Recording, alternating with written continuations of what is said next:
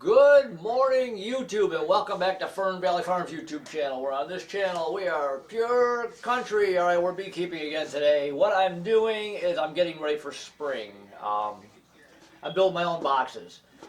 You know, you could buy these boxes. You could buy all this stuff, no problem. But you could save yourself a whole lot of money if you just build it. And they're really, really easy to build. You could take a store-bought deep or a super, whichever one you want. You can take a super, you can take a deep, take the measurements off it and build your own. You save yourself so much money. If you buy a for a deep box, 1 by 12 by 12, you need a 12-foot board. You need a 1 by 12, and you're gonna have to shave it off. But if you have a 1 by 12 by a 12-foot board, that will build you 2 boxes. If you want to build a super, a 1 by 10, and you still got to trim it off. You got to take your table saw and you got to trim it off. Let me show you here. And this is the same thing with a deep. So if you go with a 1 by 10, you got to shave off because the box measures out. I forget what it measures out at. It measures out at 7 and 8. It's actually 6 and 6 3/4. Let's say high. A 1 by 8.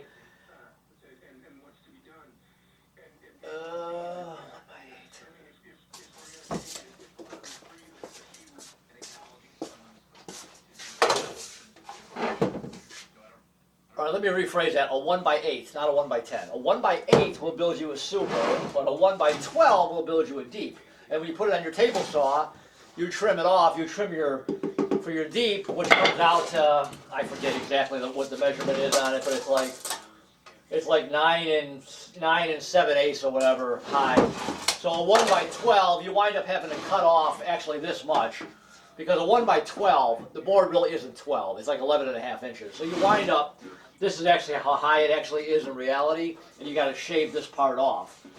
But the nice thing about shaving this off is the scrap comes in handy for handles, so you don't got to waste it.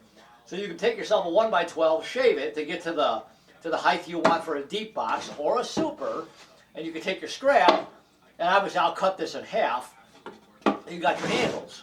So that's how this works.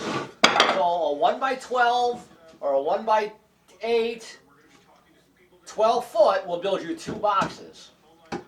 So, as a matter of fact, I just bought 2 of them the other day. I'm building 4 boxes. And I'm going to show you really quick how easy it is to build a deep box. This one obviously is already done. And I've got these 2 here that I just did this morning. They're really, really easy to build. And like I said, you can save yourself so much money. There's a couple of little tricks to it. You gotta put the notch on it for your frames to sit on. And the easiest way to do this, like I said, the first time I did this, is I took a store-bought box, and I'm sure you have a store-bought laying around somewhere. Take the measurement off the store-bought edge and use that. I have a router table over here, and that's what I use to cut my grooves. When you cut your grooves with your router table, you want to set it, and I actually I made like a template. I actually made a template. It's just a piece of scrap wood, but I've got the groove cut on here to how it's got to be. If you're using a router, be really, really careful. That thing can eat your fingers really, really quick. Also, if you're using a router, you got to be careful. Don't make the mistake that I did here. I wasn't paying any attention, but I could fix it. Is when I cut the first groove, I went all the way across. So you're probably thinking, well, what's the big deal? Well, the big deal is when you go to put this together, where's one at? What happens is if you don't want to cut your groove all the way across. You want to stop about a 1/2 inch on either side or 3/8 on either side. You want to give yourself, you want to stop here. See, I made this one, it jumped on me, so I have to fix that, but it's not a big deal to fix. But like this one I did here, you can see it in the video. So you just leave yourself a little edge here, so obviously bees can't. You don't want to have side entrances on your top box, right? So you want to just make sure you stop when you're cutting these, which I was doing one yesterday and I wasn't paying attention. I was tired. That's why you shouldn't do this stuff when you're tired. And I thought, hey, great, look, I got my edge. I zipped it right across, and I looked at it and went, oh, idiot. So, this is what happens when you do that. See your gap here? Let me show you here. Here's a gap here and a gap here. And that's not a big deal. All you do is take a piece of scrap wood, cut it, glue it in, and you're good to go. You don't want to leave those gaps there, obviously, because you're going to have bees, you're going to have robbers. You don't want to make side entrances inside your box. So it's not a big deal to fix. But the rest of them that I cut, I did the right way. Where are they at here? Where did I put them?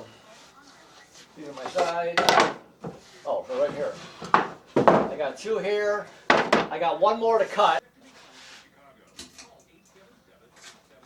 Let me show you on this router table how you do. I'm just going to cut 1. I saved 1 for the video to show you. If you're using a router table, you got to be really, really careful, or this thing will eat your fingers. That blade, I can't even imagine what that would feel like. But all you're going to do is you're going to get your board cut. You're going to take your table saw. I've got a table saw over there. Put it on your table saw. Trim it. You can see the extra pieces sitting there for when I cut these. And this one, let me see if I can zoom in here.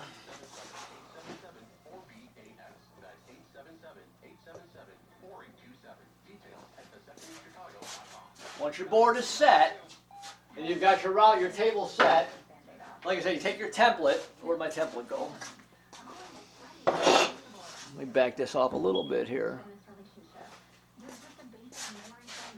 You can make yourself a template really easily, and then you can just adjust this. You can get this thing all set to where this has to be, and you'll have your perfect edge for your frame to sit on. And I'll show you that in a minute. So I got 1 more to cut. I just saved it for the video. The other ones are done. I usually pick the flattest side of the board, and I'll cut the other side. Not that this side isn't flat, but I'll take the smoothest side and use that for the, for the bottom was going to sit on top of another box. So, and when you start this thing, you want to start it about a ½ inch in on either side, so you don't do what I just showed you over there, where you don't cut it all the way across. So, anyway, let me just cut this really quick. It's pretty loud, so.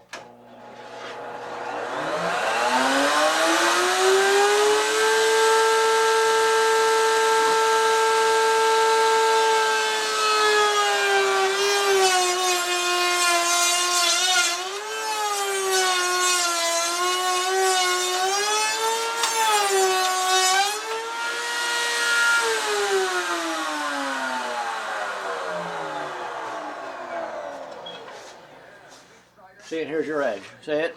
So you stop right here, you stop right there, and that's perfect. Now I've got the right size lip for my frame to sit on, and I'll show you that here when we put one of these together. Hold on.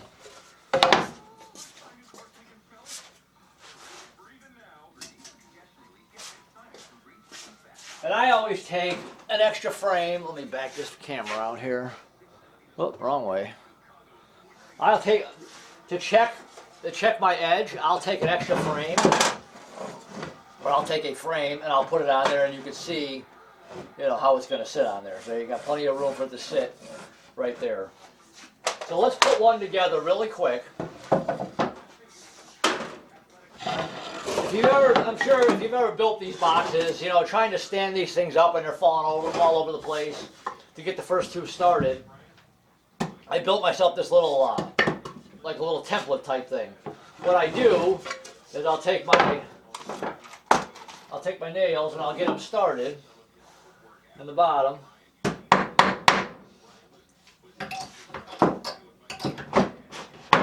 You want to make sure sometimes with your wood grain. Now that one wants to go in crooked, but it'll work. You want to make sure your nails get in straight. You don't want them tipped this way. You want to make sure that nail keeps going crooked, but it's fine. It'll go in straight. But you don't want it going sideways because it'll pop out the side of the box. So, but I like to get them started, and I'll show you why. I like to start the nails. This is really so easy, and you save yourself so much money doing this. So what I do, I use my little template. I built this thing just the right height where I can put a board here, and this works And this works if you're building supers, if you're building, let me turn this camera. Hold on.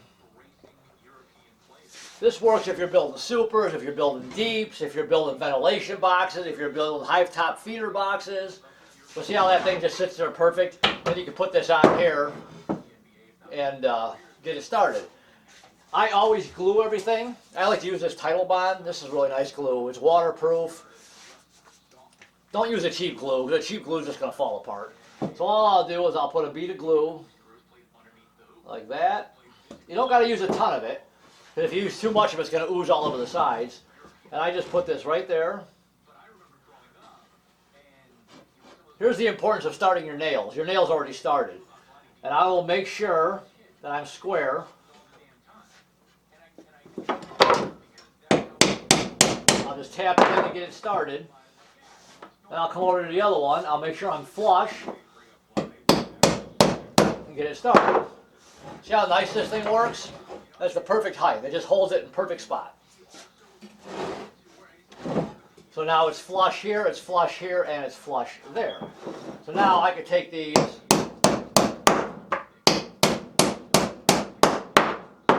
Now when you go do the other side, you come like this, grab your next board, and here again I'll try and pick the flatter side. When you buy this lumber, I just buy the regular, they call it like, it depends where you buy it from. This is called like, they call it quality. This is like the next step down. The really, really expensive wood is absolutely perfect. Not that there's anything wrong with this at all, but when you buy the, I think they call it select, depending on where you shop at. So this is the next step down, which works absolutely perfect. There's nothing wrong with it at all. But still, once in a while you'll get an edge that's not perfectly flat. So I'll make sure I put the perfectly flat. If there's a flaw anywhere, which I always check it before I buy it anyways. I drive myself crazy. I sit there and sort through lumber. I drive myself nuts sometimes doing it. But I'll buy the straightest. You want to buy it straight. When you're buying lumber, especially a 12-foot board, make sure you look down it this way and look at it this way. You don't want to buy a board that's got a little bit of a bow in it like that, or if it's bowed this way. You got to make sure it's straight. So you might have to pick through some lumber. Now you see this one's got a little bit of a knot in it, so I'll make sure that knot is on the inside of the box, just like that. So, a little bit of glue. Once you do a few of these, it's really easy. Here again, you set it right up on top. That's what's nice about this little thing here. Now, actually, this doesn't even need to be here now because it's already started.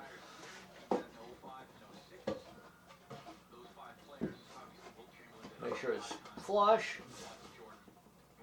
just like that. Get it started. I never drive them all the way until I know I'm right on the money. Make sure it's flush here. Flush, there you go, perfect. So now I'll take this. You don't need this. Get that out of the way. Now when you do the other side, now here I'm going to use the one that I accidentally cut all the way across, but it's not a big deal because I'll just cut a piece of wood and I'll fill in that gap. But just make sure when you do this, and like I always say in these videos, ask me how I know this. You got your lip here.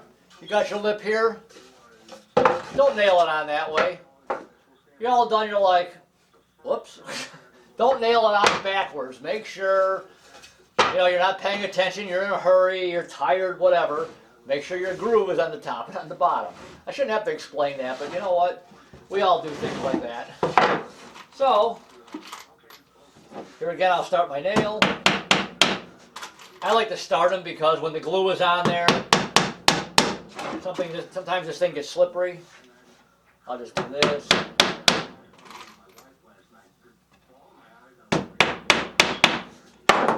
There. Now, what I'll do also, I'm only going to put glue on this side first, and I'll show you why. So I'm going to run a bead of glue. Like I said, you don't need a lot.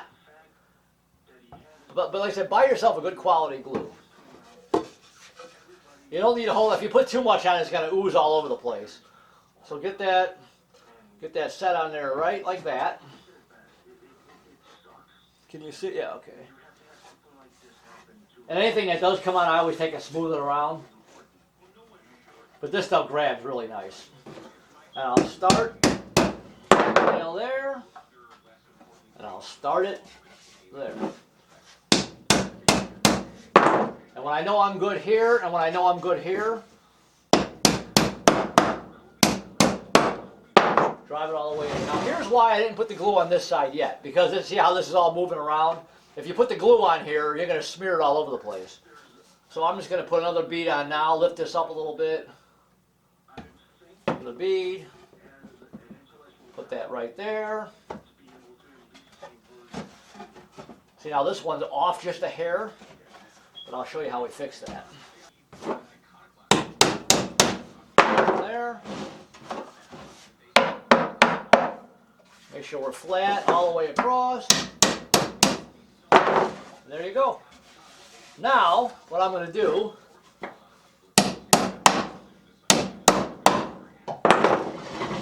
you also want to make sure your box is square. Now, just because you nail this together doesn't mean it's square. I actually have a template that I made. It's actually, I built it where you can put these boxes in there and it'll actually square it right up. But I found it just as easy, because sometimes when you put it in that template, and I've got it to where there's boards all the way around the inside and the outside, sometimes getting it out makes it kind of tough. So what I do, I'll take a box that's already built that I know is square, and I will take this box and set it on and make sure I'm on. See? Look at that, right on the money. Boom, boom. If you are off, if it's twisted, if it's off one way or the other, now's the time you want to adjust it before the glue dries. So let's just say this board was twisted a little bit. You could just take it and tap it on. You can put it on your, I'm not going to do it because this one's already set. But you could, like, if it's twisted, you could tap it on one end or tap it on the other end. It'll straighten it out. Then here again, you come back to your box. And when I started building these things, I went off of a store-bought box. Because obviously the store-bought are all manufactured exactly perfect with the perfect joints and all that. So when you put them together, you still got to make sure they're square. But these are manufactured, machine manufactured. So I'll use one of these as a guide. Which here's a super that was manufactured. And I'll put that on there.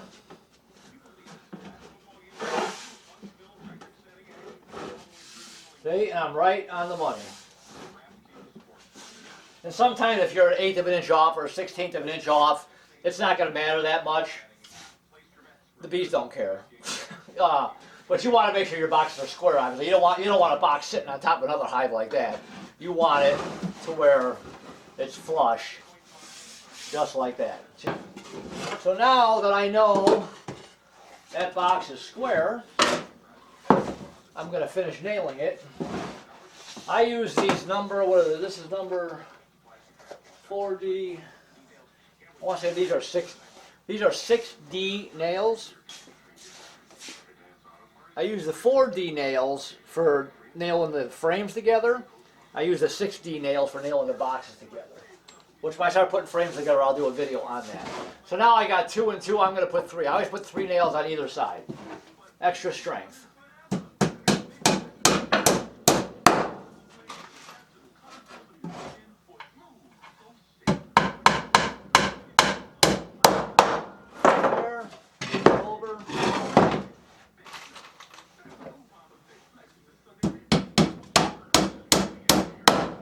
There. Right. Like I said, you want to make sure your nail's going straight. You don't want a nail going in crooked this way because it'll pop out the inside. So now my box is on straight. Good to go, nice and solid. All I got to do is I've got plenty of little pieces. That's why I save all my scrap. And I'll just cut a piece and I'll glue it in there. It'll be good as new. Once you paint it, you won't even see it. So get your boxes built, get them glued, nice and solid, nice and tight. And like I said, now that this is done, I'll let it sit. Obviously, let the glue take hold, and I'll just get the rest of them built.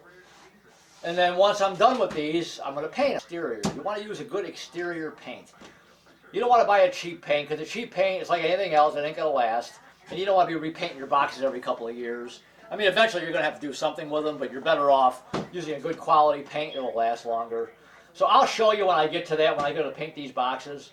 But I usually get everything built first, and then I go ahead and paint.